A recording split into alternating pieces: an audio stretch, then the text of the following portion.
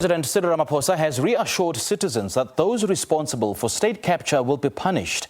The president was delivering his State of the Nation address held for the first time at the Cape Town City Hall after parts of Parliament were engulfed in a fire last month. Ramaphosa has again made a firm commitment in the fight against corruption at state-owned institutions.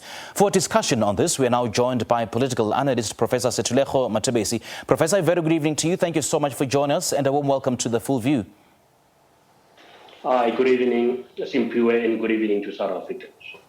Well, the president was quite adamant yesterday that he will take decisive action in stemming corruption in South Africa and by extension in all the state-owned entities here in the country. I suppose then that is a song that we've heard all these years. What is so different this time around?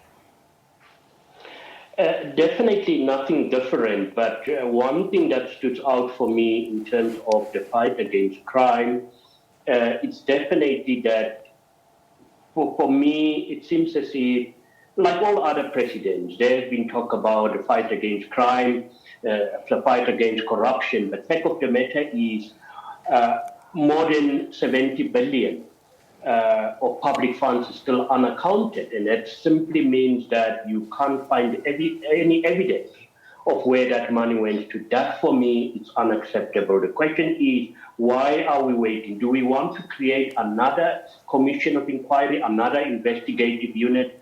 But for me, whenever there is political influence, political oversight, when matters of investigations have to take place, then we are going to sit with this vicious cycle of just talking the talk, but not working this particular talk in the fight against corruption in South Africa.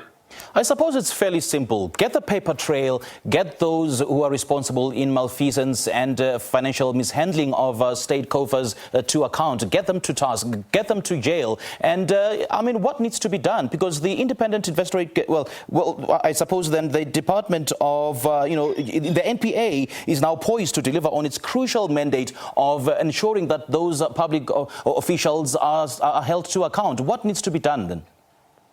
No, we can't even talk about all these investigative units. We should squarely lay the blame on the president. And I've heard some people say, yeah, but corruption, it's not something that only happens suddenly.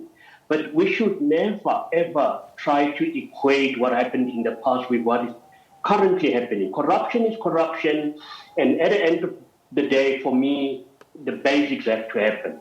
In all our municipalities, you've got a chief financial officer, you've got a municipal manager. All of them signed their oaths that they will respect the Public Financial Management Act or the Municipal Financial Management Act. Action needs to be taken against. They have political oversight or managerial oversight over the finances at municipal level. The same applies at state departments, whether it's at provincial or regional level. Surely people have been appointed. So the question is, why do you still need to set up another investigative unit when you don't give political direction to what is currently happening? And that is, I think, where we are missing the boat. We should never get tired about talking about corruption, because at the end of the day, corruption is the challenge that is robbing South Africa of the kind of democracy that we need to celebrate today. For me, correctly, you've stated that it is fairly simple. You can't spend a 10 rand, which is not yours, without bringing a receipt. And if you can't bring a receipt, then you need to pay the 10 rand. It's as simple as that. But this is not happening, and I think politicians have created almost like an island for themselves, and that's why we've got this vicious cycle of talking around this particular issue.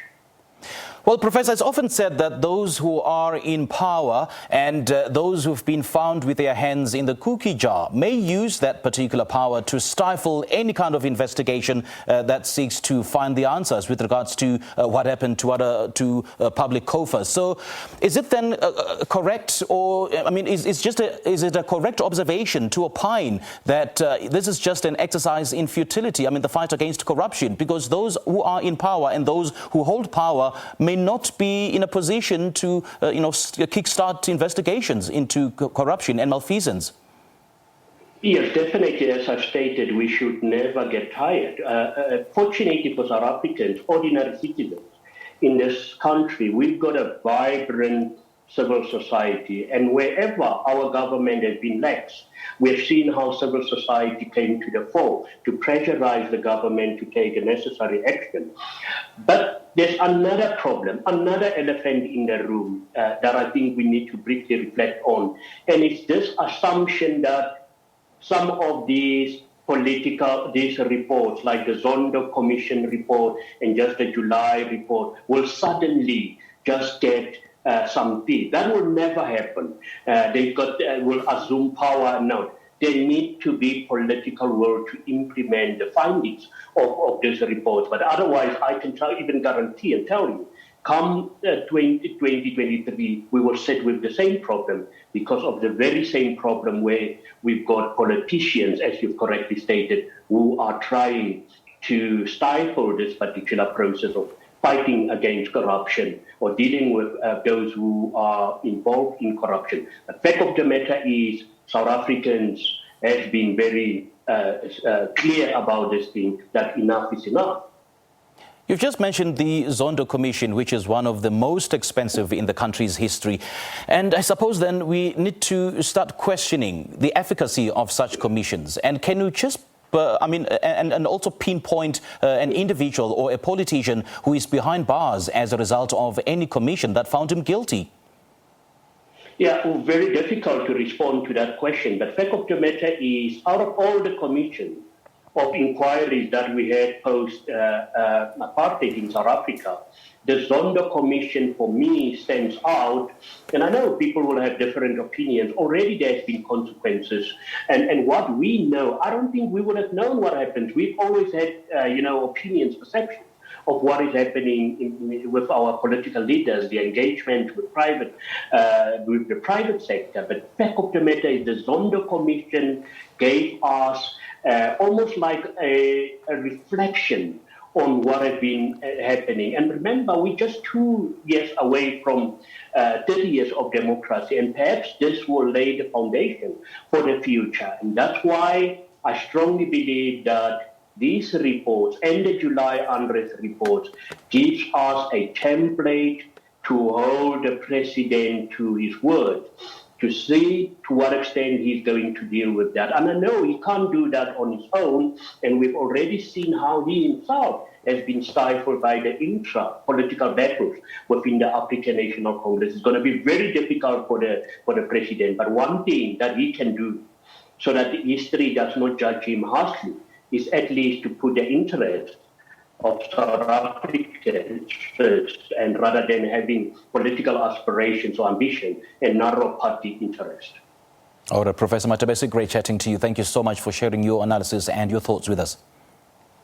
Thank you. That was political analyst Professor Sethulego Matebesi.